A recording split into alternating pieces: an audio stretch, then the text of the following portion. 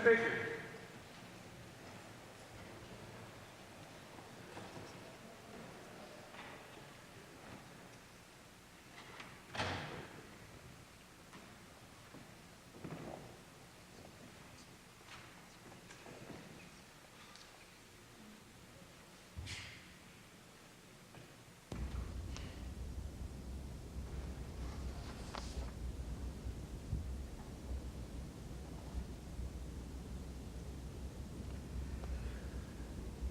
This is International Day of Peace, and so it is that our hearts and minds can cross many borders as we do join with others around this world who long for world peace. To commemorate this day, the Legislative Assembly of Alberta participated by sounding the carillon at 12:01 after a minute of silence.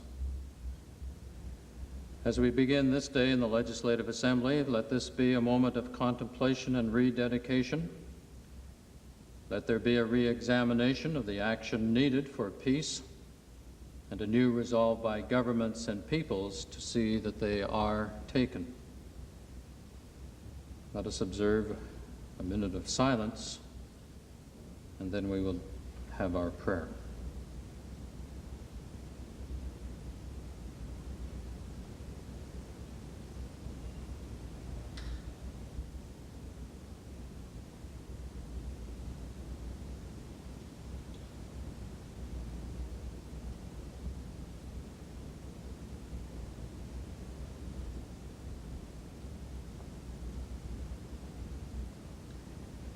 Almighty God, from whom all thoughts of truth and peace proceed, kindle, we pray thee, in the hearts of all people the true love of peace, and guide with thy pure and peaceable wisdom those who take counsel for the nations of the earth. O Lord, we ask that true peace may be found in the hearts of all mankind, beginning in each of our hearts and actions. Amen.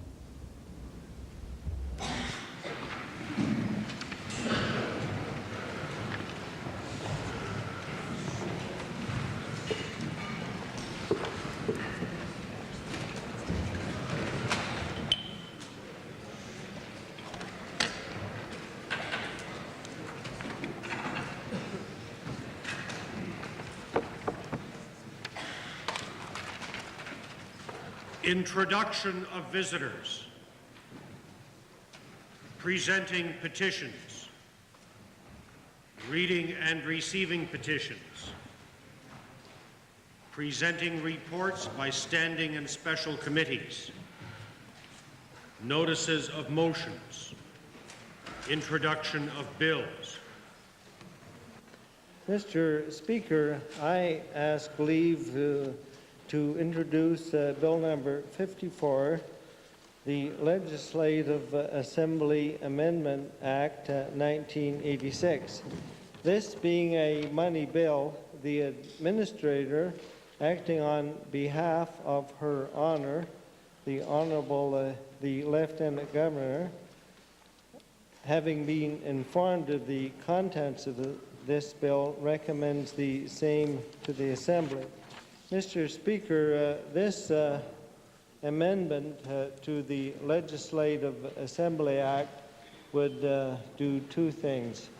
One is it would implement certain provisions not previously implemented from the Miller report of 1979, and secondly, it would assign to the Member Services Committee certain responsibilities in respect to the setting of members' expense allowances.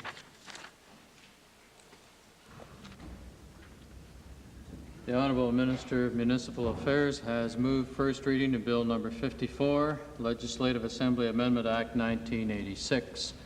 Does the Assembly agree to the motion for first reading? Opposed? Carried.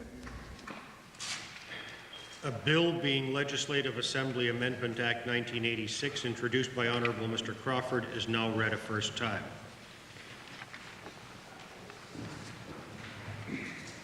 Tabling returns and reports. Mr. Speaker, I would like to file with the Legislative Assembly today a copy of a 4-volume study titled North Saskatchewan River Characterization of Water Quality in the Vicinity of Edmonton 1982-83, and just to advise all members that they'll be receiving a package of information from me in this matter later today. Mr. Speaker, may I file reports or 2 photocopies of documents and reply to the provincial treasurer in July 23rd question period when he challenged me to my statement given the government's multi-million-dollar investment in Northwest Trust, both directly and indirectly. Mr. Speaker, I filed a copy of the Treasury Branches Act and also a copy of a prospectus issued by Burns Fry offering preferred shares of Presidio Developments, parent company of Northwest Trust, pointing out that indeed the Treasury branches and in return the people of Alberta are on the hook for $50 million if Northwest Trust doesn't pay.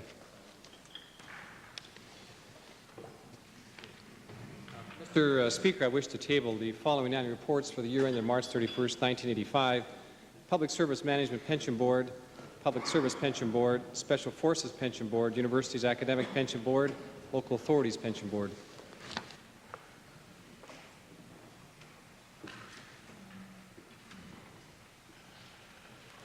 Mr. Speaker, I'm pleased to table today the communique from the recent annual meeting of Ministers of Culture held in Calgary, September 11th and 12th. Introduction of special guests. Mr. Speaker, I would like to introduce to you and through you to members of this Assembly 4 adult students from the Grant MacEwan Community College, accompanied by their instructor, Dr. Vincent Williams. I am making this introduction on behalf of the Honourable Les Young. I'm sure all members of this Assembly join with me in wishing him a speedy recovery. I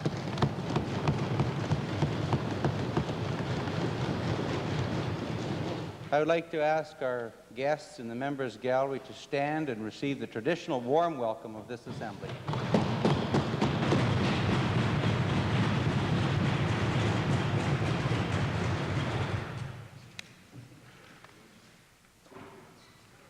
Ministerial statements. Oral question period. Mr. Speaker, I'd like to direct the first question to the Minister of Economic Development.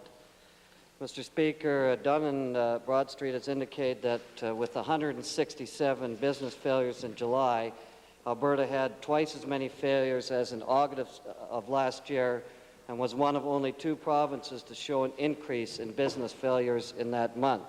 My question to the Minister is, what sort of progress is the Minister making on a system of provincial debt adjustment which will assist Alberta small businesses to survive this extended period of economic decline? Mr. Speaker, we have, as the Honourable Leader of the Opposition is aware, we launched the new Small Business Term Assistance Program on Monday, and the reports that I've received to date are that it's being enthusiastically received by the small business community in Alberta.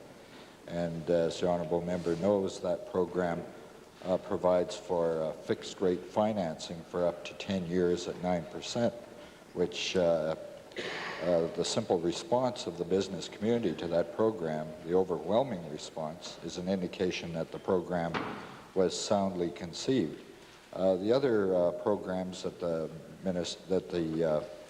leader is aware of, particularly the Small Business Equity Corporations program, we recently enriched that program, and that total program has injected into the Alberta economy the potential for $200 million of equity, which is one of the difficulties that Alberta businesses face. It's the dependence upon debt and the inadequate equity base. Those are just 2 examples of government actions to assist Alberta small business.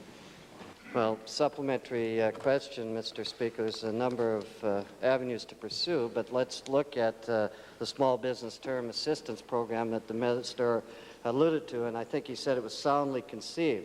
That's not the information that we're getting at this particular time. We're informed that due to phone line jam-ups and bureaucratic follow-ups, banks are finding it next to impossible to register their clients for the program. My question is, what steps in terms of installing additional phone lines or hiring additional staff has the government taken to alleviate these delays? It came from many small businesses right across the province. Mr. Speaker, we have established 18 phone lines, and we've established a system where when the banks call in, that on an individual call, the maximum of 6 applications can be dealt with. And we've done that in order that we can have a geographic balance and an opportunity for small businesses from throughout Alberta to have their loans registered in the program. The only comment I would make to the leader is that the response has been enthusiastic by the small business community to the program, and it's not surprising that as a result of that enthusiastic response that the phone lines are busy. Well, Mr. Speaker, that's enthusiasm is great, but in a first-come, first-served basis, and you can't get through, that's leading to a fair amount of frustration by both banks and small businesses that have contacted our office. Now, my question is, given that these are some of the same sorts of delays and problems which occurred at the introduction of the farm loan program, why did the government not learn a lesson from experience and develop a more efficient system for processing these applications? Mr. Speaker, we did use the experience that was gained in the implementation of the Farm Credit Stability Program, but the rate of calls has been even greater for the Small Business Term Assistance Program than for the Farm Credit Stability Program. The other thing that the honourable member should be aware of is that after the initial few days, the pace of applications and calls have slowed down for the Farm Credit Stability Program, and we expect a similar situation to develop with respect to the Small Business Term Assistance Program. Well, Mr. Speaker, that's probably true, but there's only a limited amount of money, and those people that are unfortunate enough to get caught in bureaucratic bungling could be hurt. And my question is, what consideration has been given to establishing a staggered deadline system, as is done with some federal programs, to ensure that all applicants have a fair and equal opportunity to be considered and not simply to receive a loan through luck of the draw, as it now seems to be? Mr. Speaker, one of the things that we've done is open the phone lines from 7 in the morning until 7 in the evening. And the other measure is the one I described to the honourable member, and that is limiting the number of applications that will be registered per call. I'm waiting for a breakdown of the geographic mix of the applications that are approved, and as soon as I get that information, I'll provide it to all honourable members of the Assembly. Speaker, a question to the Minister, and it's with regards to responsibility of the Minister or the senior civil servants relative to various policy questions that come via the phone lines. What type of a mechanism has the Minister established to take and react to problems that are raised via those 18 phone lines? We have toll-free lines available for individuals seeking information on the program, and those lines as well are very busy. We have 8 lines coming in that are toll-free, and we would urge citizens who are calling those lines to continue to call, or businesses, and in order to obtain that detailed information that they are seeking. We recognize that they have been busy and overloaded, but would ask that the businesses continue to make those calls. Those lines are also open from 7 a.m. to 7 p.m. Member for West Loch Sturgeon, supplementary. Mr. Speaker, back to the original question, which mentioned bankruptcies. What would the minister consider taking action that, in view of the fact that these people are in a hurry, it's because they're worried about their bank or their old loan foreclosing on them? Would the minister take action to call in the general managers of the main chartered banks and to tell them to hold their fire and cool their heels until you've gone through this whole process so that there's nobody foreclosed out or not small business on a short notice? Mr. Speaker, I believe the kinds of discussions that the member for Westlock Sturgeon is urging upon the government have already taken place. Member for Stony Plain. Mr. Speaker, to the minister, is the notion that because the government phones are busy, that clients will miss on a first-come, first-service basis, or in fact are the banks not the ones who decide on the lending criteria? Mr. Speaker, the honourable member is correct in that we have, as a government, established clear lending guidelines for the financial institutions in order for applications to proceed under the program. And the decision as to whether or not a loan is made is one that is made by the financial institution. We welcome, though, questions about the guidelines, and that refers to the question raised earlier by the member for Little Bow, and we'll continue to provide that information to those businesses who seek information on the program. Second main question, Leader of the Official Opposition. I'd like to direct the second question, Mr. Speaker, to the Premier. In answering my questions on Syncrude, possible Syncrude extensions yesterday, the Premier indicated once again that Alberta is quite prepared to go it alone, I believe was his words, if the federal government does not see the wisdom of pitching in with help for this province. My question, Mr. Speaker, is a tactical one. Why are we telegraphing that message that we will go it alone? Surely this is an unwise approach in terms of negotiation with the federal government, especially in view of the deficit that we're having in this province. Well, there's two features there, Mr. Speaker. First of all, as I said yesterday, our view is that when you invest in the oil sands, you are not increasing a deficit. You are making an investment in the future of the province. Secondly, Mr. Speaker, these resources belong to the people of Alberta. They will be developed in the best interest of Albertans and Canadians. Canadians will need the resource. We think it's abundantly clear to the rest of Canada that if they need the resource in the coming years, they should participate in support of that resource. Nevertheless, we also want Albertans to know that it won't be Ottawa who decides whether our resources are developed. It will be the province of Alberta who owns the resource. We think it's abundantly clear that we should be supported by the federal government, but we want the people of Alberta to know that their future is secure and that the resources will be developed.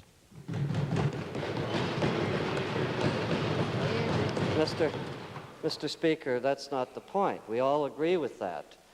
The rhetoric doesn't answer the question. It seems to me it was a dumb tactical move again.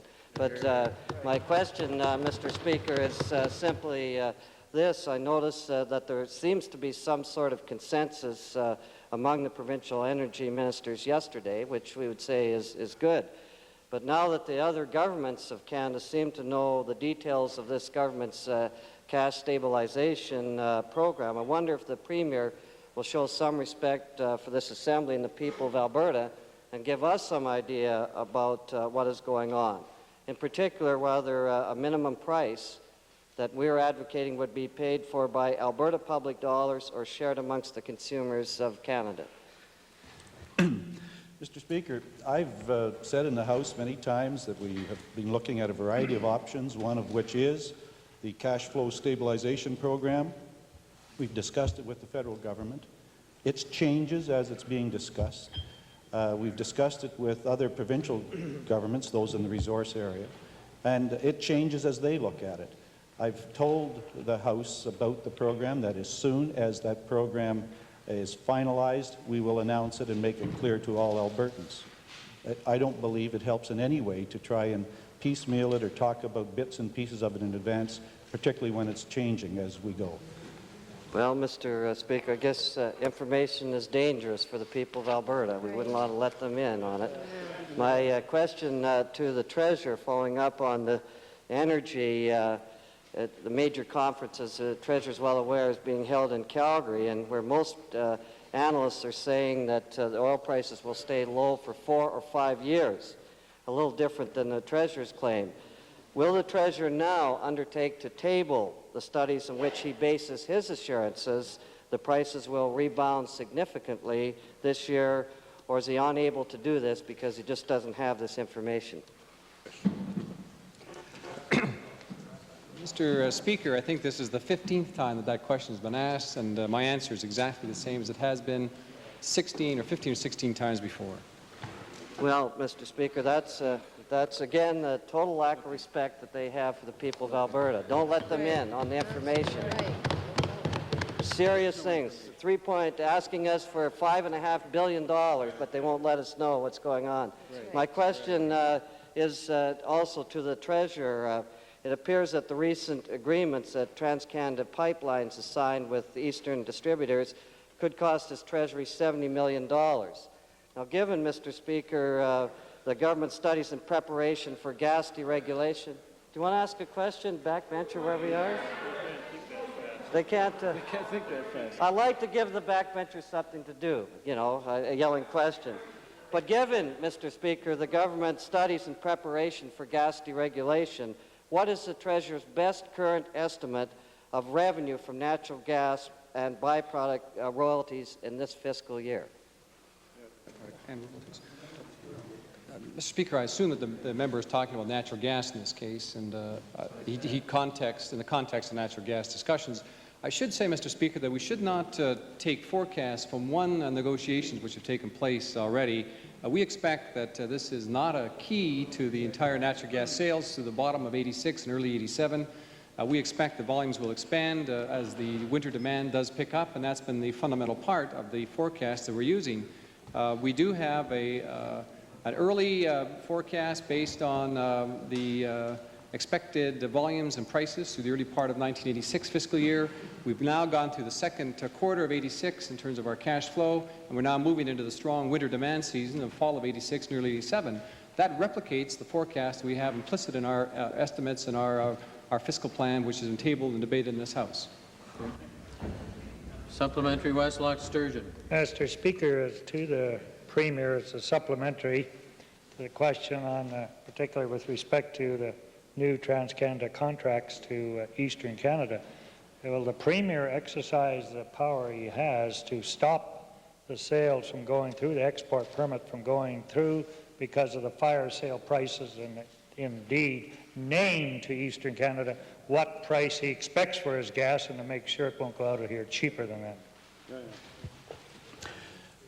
Mr. Speaker, as we've discussed so many times in the House already, we have had one of our resources, the oil, deregulated, and now we are moving towards deregulation of natural gas.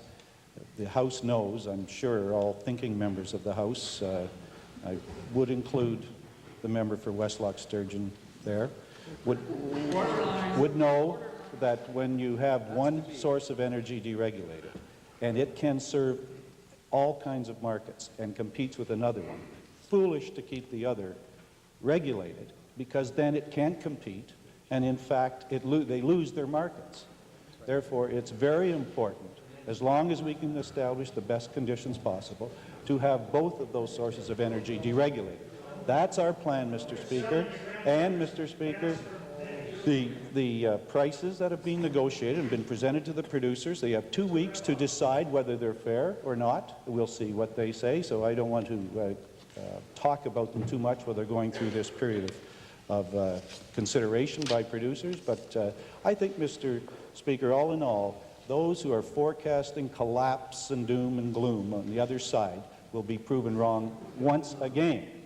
And when we talk about dumb tactics, Mr. Speaker. I would like to have a nickel for every dumb tactic I've watched across the way in the last 3 months.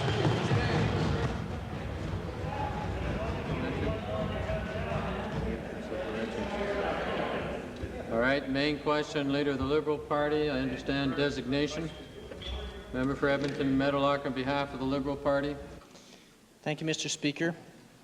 The government revealed last week that it was doing very little to assist Northwest Industries Limited in lobbying for a federal CF-18 airplane maintenance contract, which will create 125 jobs in Alberta. If we are to be successful in diversifying our economy and in creating jobs in these difficult times, we have to take specific projects like this and do whatever we have to do to make these projects work. To the Minister of Economic Development, will this minister who is responsible for diversifying Alberta's economy report to the legislature what initiatives he has taken since last week to assist Northwest Industries in obtaining this CF-18 contract? Mr. Speaker, I think that in terms of the preamble to the honourable member's question, all members in this assembly recognize the importance of job creation in a variety of ways, whether it's in high technology areas or whether it's a service industry or tourism or whatever. And the government is aware of that necessity. We're also aware of the involvement of Northwest Industries with CAE and Canadair in the bid to service the F-18s. We've been aware of that for some time. We have, as I indicated earlier in the House, Mr. Speaker, taken what we believe are appropriate steps in order to help that contract be awarded to the consortium where the Alberta company is involved. We think it's important, and but as I'd indicated earlier, the actions that the government has taken are of a type that I would prefer not to discuss in the Assembly. We feel happy about telling Ottawa that we'll go it on our own for a Syncrude project, but we won't discuss the list of things that we might be doing to negotiate a contract for 125 jobs. Is there some kind of ongoing mechanism in place in the Minister's Department to assist Alberta firms more generally in obtaining federal contacts where they can utilize some form of expertise in this government for lobbying the federal government to get these kinds of contracts? Mr. Speaker, there's a variety of contracts that the federal government is responsible for. There's the day-to-day procurement of federal requirements, and we work as effectively as we can with the manufacturers and suppliers in Alberta to try and access a greater part of that federal procurement. We're not happy with the percentage that Alberta gets and haven't been for a number of years. And one of the difficulties is that the majority of the contracts are bid FOB Ottawa. And those manufacturers in Alberta and British Columbia and some of the more areas that are more distant from the FOB point have the difficulty of compensating for freight. We've presented a proposal, a variety of 4 different options to the federal government to change the procurement policy. I haven't yet received a response. My intention is to meet directly with the federal minister responsible for public works in that area. Now, that's one example of Alberta government or Alberta access to federal contracts. There are a variety of others where we've assisted in other ways and will continue to do so. Save something for the supplementary that's likely to come. Thank you, Mr. Speaker. We hear so much about the programs. We hear very little about the successful results. Maybe I should try the Minister of Manpower. To the Minister of Manpower, when 125 jobs are at stake, we would hope that this minister would be involved directly in the matter. What steps has the minister taken to assist his fellow Minister of Economic Development in supporting the Northwest Industries Initiative, whatever that initiative might be? Mr. Speaker, I think not just myself and not just the Minister of Economic Development and International Trade are concerned about job creation and job losses, and it's a matter of topic that we've had in this House, Committee of the Whole, and during discussions about budget certainly we work together in a variety of ways. The Manpower Department on a regular basis works with international trade. We have joint initiatives that we work together on assisting not only in domestic matters, Mr. Speaker, but international matters. We work in trying to procure contracts internationally, and I think that the Honourable Minister of International Trade could go on at length and discuss the areas that we work together in assisting manufacturers, people that have services for sale abroad. Mr. Speaker, and I'm surprised that the Honourable Member across is not aware of those plethora of programs. I'm going to keep trying, Mr. Speaker, until I find somebody who's actually doing something specific. To the Premier, what steps has the Premier taken to assist Northwest Industries in its attempts to secure this contract? Has he taken the lead of Premier Barassa, who seems never to hesitate to go to Ottawa and to lobby Ottawa for federal contracts, and usually does it successfully? Mr. Speaker, as both ministers have now expressed, the government works in a coordinated effort amongst the various ministers to make sure that everything possible can be done to help the private sector in our province obtain jobs such as this, or contracts such as this. We'll continue to do that. It does not help to go into a litany now of the various efforts we are making, because others who might not have thought of some of the innovative ways that our ministers have used would then say, well, we'd better do that too, try and compete with Alberta. So far better, Mr. Speaker, I believe, to continue to proceed in the way we are. And many things we've said would happen. We said, listen, we have a plan to get rid of the PGRT. Where is it? So, Mr. Speaker, our plan is to continue to work as I've said. Supplementary, Calgary Mountain View. Mr. Speaker, to the Minister of Economic Development and Trade, any successful strategy has a two-pronged attack. The background lobby work, but it also has a public strategy to get a decision made in favor of Alberta. Why does the government not have any visible public strategy that will help the federal government decide in favor of jobs for Albertans? Mr. Speaker, I think this questioning may be useful, particularly for the members in the opposition, that over the past 14 years, the government has developed a variety of tools to assist the private sector to diversify the Alberta economy, and those have been eminently successful.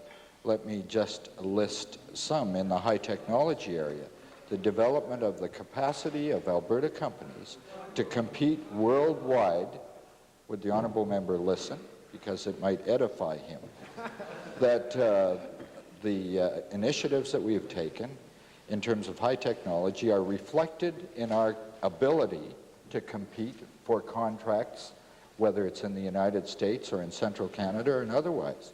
And these initiatives are very many, whether it's the Electronics Test Centre, whether it's the Medical Research Foundation that has resulted in significant developments, whether it's Chem Biomed, or a whole list of them, Mr. Speaker, that I think it would be useful for the members to review, that have resulted in a capability of Alberta businesses to compete with anyone in the world in high technology, in research and development, in the plastics and rubber manufacturing industry, and a variety of industries that have been the result of carefully thought out programs that have been developed by the government. Member for Little Bow, supplementary. Speaker, supplementary question to the minister. Some of the high-tech companies indicate to me that some of the world consumers of our technology here in the province of Alberta request or make a demand or would like the government to have some kind of an equity position in their respective corporation in order to do business. Could the minister either confirm or reject that assumption as being accurate or inaccurate? Mr. Speaker, my colleague, the Minister of Technology, Research and Telecommunications, is, as everyone knows, in the hospital, but there is, in some markets, a desire for a government involvement in a particular area of high technology. The government has, for example, been aggressive with respect to attracting LSI Logic to Alberta. And that's a worldwide company with bases in the United States, Japan, and Europe. Sinner Logic is another company that has been attracted to Alberta as a result of BenCap's investment, which is an indirect result of a government program. We have supported Global Thermal in terms of their research in Bassano, and it's resulted in access to worldwide contracts. So the member does make a point, and we are responding in specific areas when it's appropriate to do so. Member of the Representative Party, Leader of the Representative Party, followed by the member for Redwater Andrew. Mr. Speaker, my questions are to the Minister of Agriculture, and they relate to the opportunity to move or sell Alberta grain. The Minister in the last few days has met with a delegation from Russia and has toured southern Alberta, I understand. Could the Minister indicate whether discussions along with certain views that were taking place in southern Alberta, whether the Minister discussed the opportunity for sale of agricultural technology to Russia as well as Alberta grain? Yes, Mr. Speaker, we had the opportunity to briefly discuss that, and our officials are furthering that discussion so that we can increase our trading ties with Russia. Mr. Speaker, supplementary question, and it relates to the question of quotas for farmers in Alberta or Western Canada at the present time. Could the Minister indicate whether discussions have taken place this week with the Canadian Wheat Board or with the Minister responsible to see that quotas can be implemented or put in place for Alberta farmers so they can deliver grain to the respective elevators? Yes, Mr. Speaker, I can confirm that to the honourable member. We were in communication with the Minister's office this morning. We're hopeful that some action will be taken in the very near future, but we have made representations like-minded to what the honourable member has suggested. Mr. Speaker, supplementary question to the Minister, and relates to the discussions on the general agreement of tariffs and trades, which are initiated tomorrow, and I understand preliminary talks are in place now. Could the Minister indicate what instructions were given on behalf of Alberta to either the federal delegation or I believe the Minister of Federal Intergovernmental Affairs in terms of Alberta's position in those discussions relative to the sale of Canadian grain or Alberta grain? Mr. Speaker, I can confirm to the honourable member, as he has indicated, that the Minister of Intergovernmental Affairs is there on behalf of the Government of Alberta, and we're delighted that Alberta does have a direct role to play in these negotiations that are very crucial to the agricultural sector, not only in our province but all of Canada. As the honourable member is aware too, because of our representations by our Premier and our Prime Minister, agriculture has an elevated position as it relates to trade discussions, and we want to make sure that agriculture is not traded off for any manufacturing or any other sector, but that it does receive highest priority, and that is what we are pushing for. Mr. Speaker, final supplementary in terms of the questions on the movement of grain. Could the Minister indicate whether there is any further information with regards to the settling of the strike at Thunder Bay? Has the Minister been informed by the federal Prime Minister or respective minister that progress is being made and discussions are moving ahead so that maybe we don't have to have Parliament reconvene? As it relates to the strike itself, Mr. Speaker, we don't have anything further to update the honourable member on as it relates to the strike lockout. But I can share with the honourable member, as I'm sure he is aware also, that the chairman of the task force itself is looking at alternate routes whereby we will have an opportunity to ship our grain to our offshore markets. Member for Westlock Sturgeon.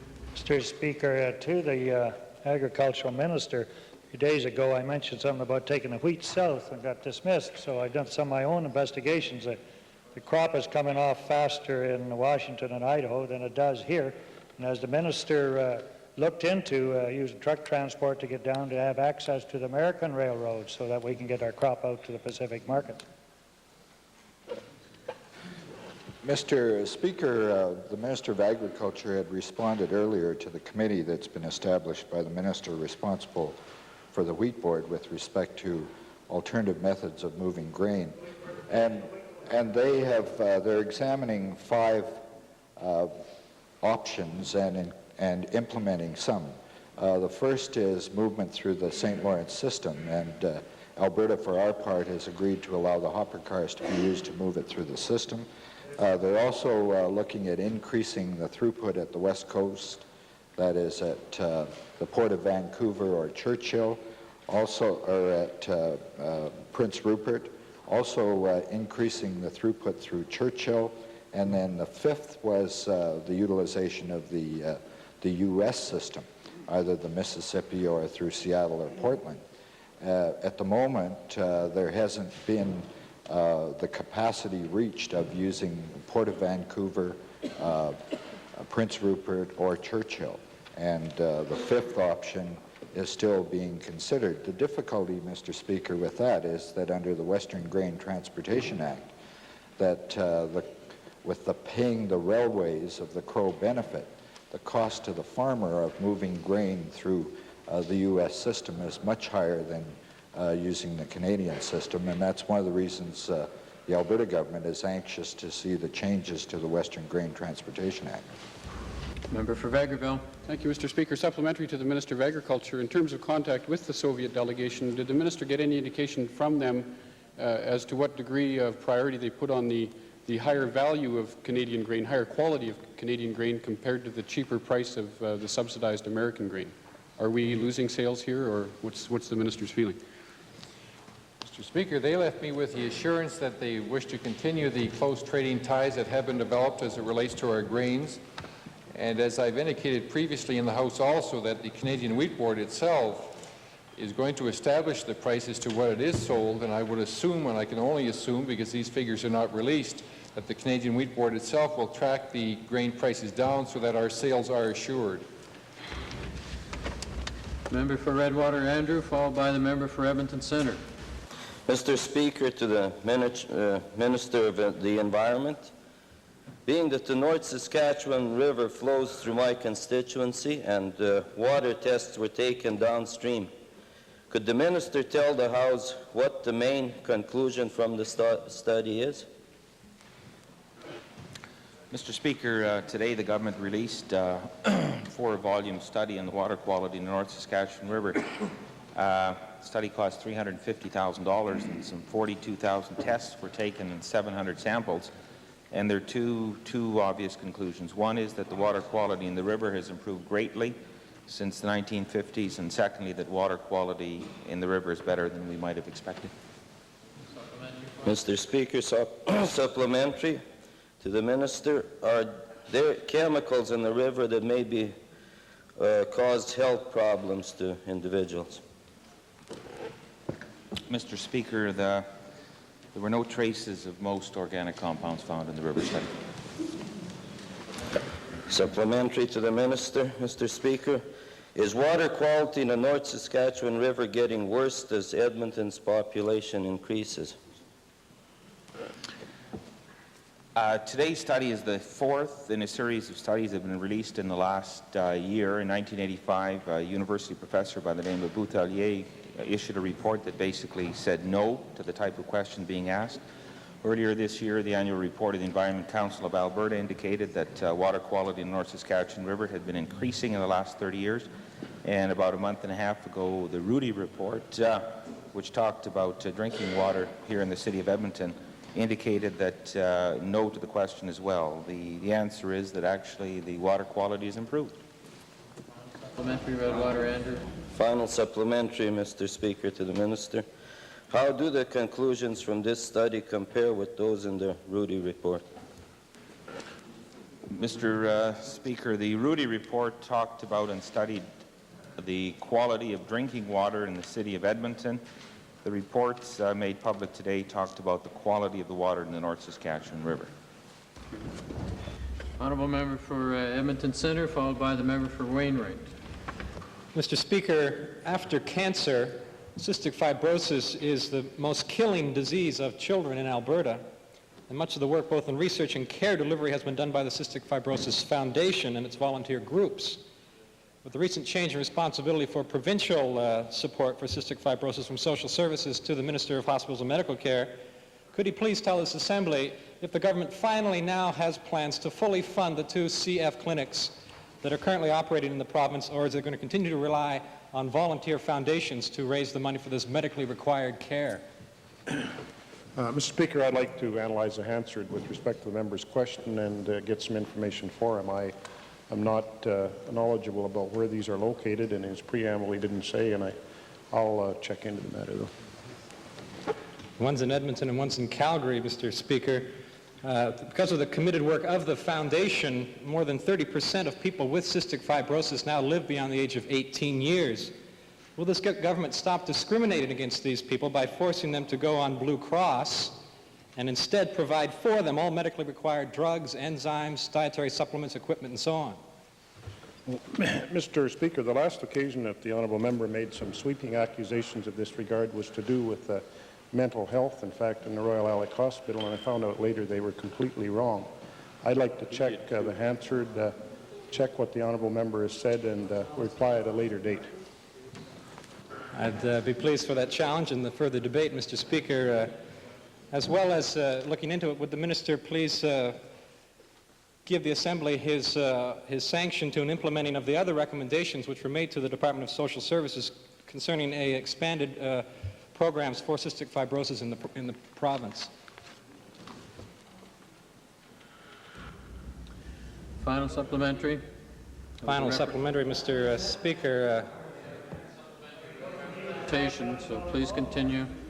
It's finally, Mr. Speaker, it's quite embarrassing to me that some of us have just come from the opening of the Walter C. Mackenzie Health Sciences Center, and with all that money and all that space, there is no room set aside for a cystic fibrosis clinic in that hospital.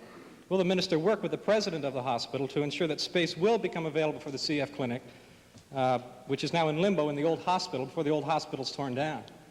Well, Mr. Speaker, if the honourable member had taken the opportunity to review exactly what is occurring at the Mackenzie Health Sciences Centre, he would, like those of us on this side of the legislature and the government side, be extremely proud of what's been accomplished there with the Heritage Savings Trust Fund and the kind of medical facilities that exist there.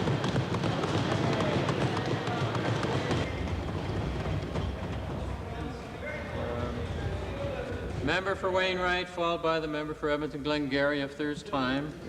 Thank you, Mr. Speaker. My question has been partly answered. It's concerning to the Minister of Economic Development concerning the visit of our Intergovernmental Affairs Minister to Uruguay on the GATT discussions.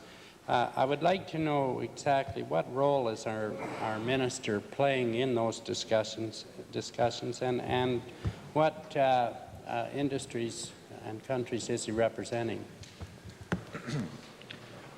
Mr. Speaker, we're very pleased that the Minister of Federal and Intergovernmental Affairs is attending the opening of the GATT round.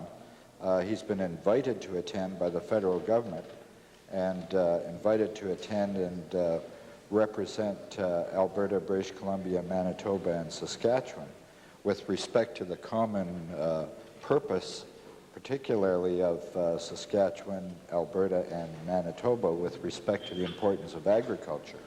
The government of Canada and the western provinces have been urging for many years that agriculture be a key part of the GATT round, and our federal and intergovernmental affairs minister is there principally for that purpose. Supplementary question. Honourable members out of order. The member for Edmonton Glengarry. Thank you, Mr. Speaker. For the Minister of Environment, Canmore Creek, which TransAlta Utilities now terms a spillway, was flooded in late June of this year on instruction from the Environment Department to test apparently what might happen in the event of a real flood emergency.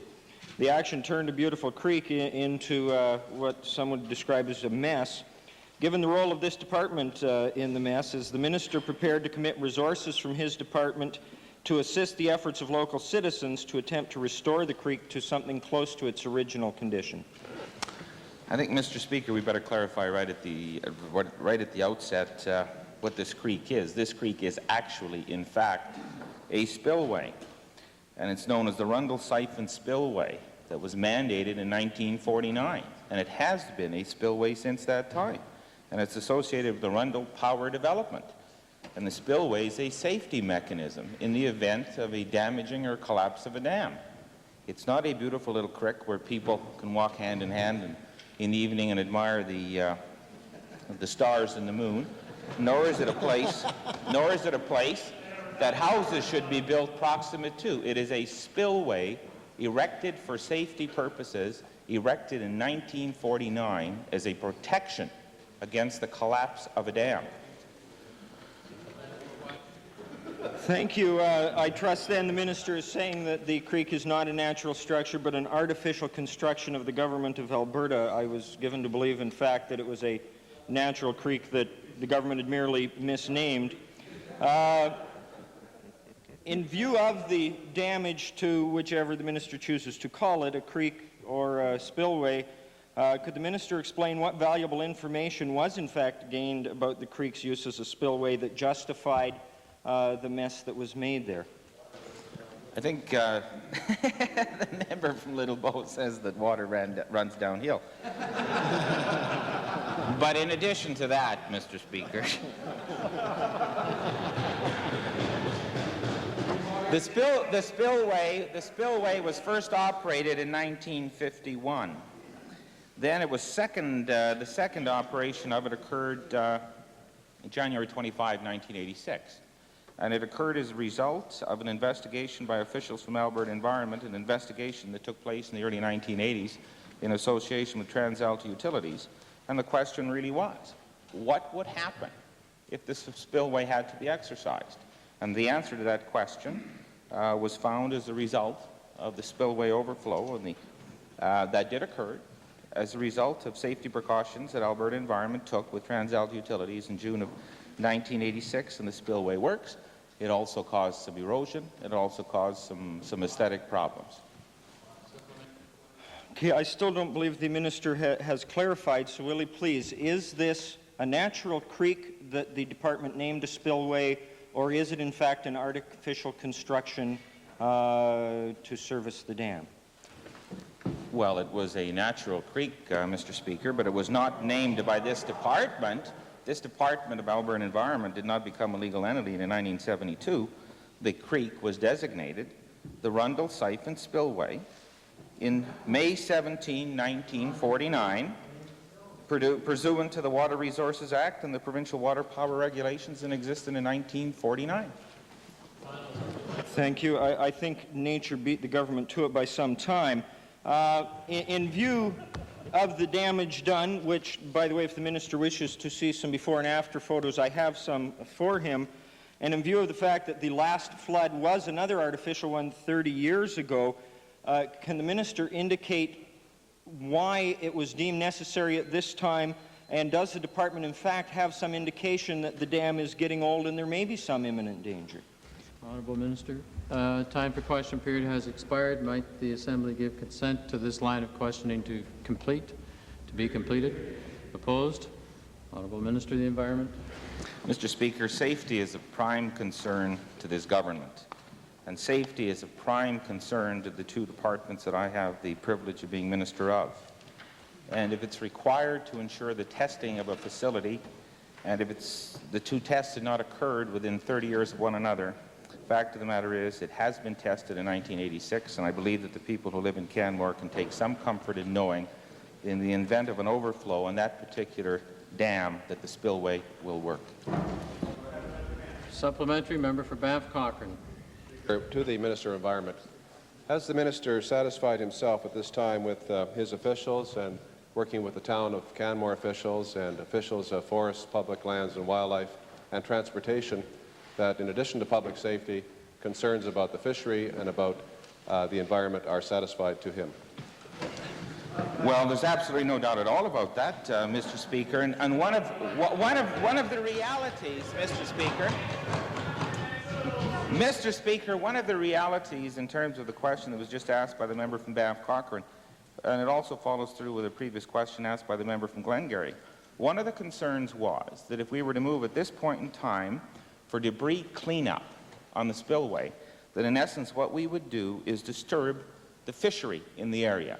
Upon advice and suggestions from Fish and Wildlife officers, advice that no further cleanup should be undertaken at this point in time, I've so instructed people not to do it. Now, the results of no further cleanup means protection of the fish, but it seems that it's not good enough in terms of the question being asked by the member from Edmonton Glengarry.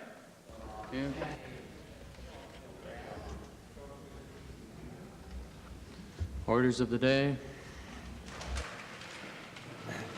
Mr. Speaker, I move that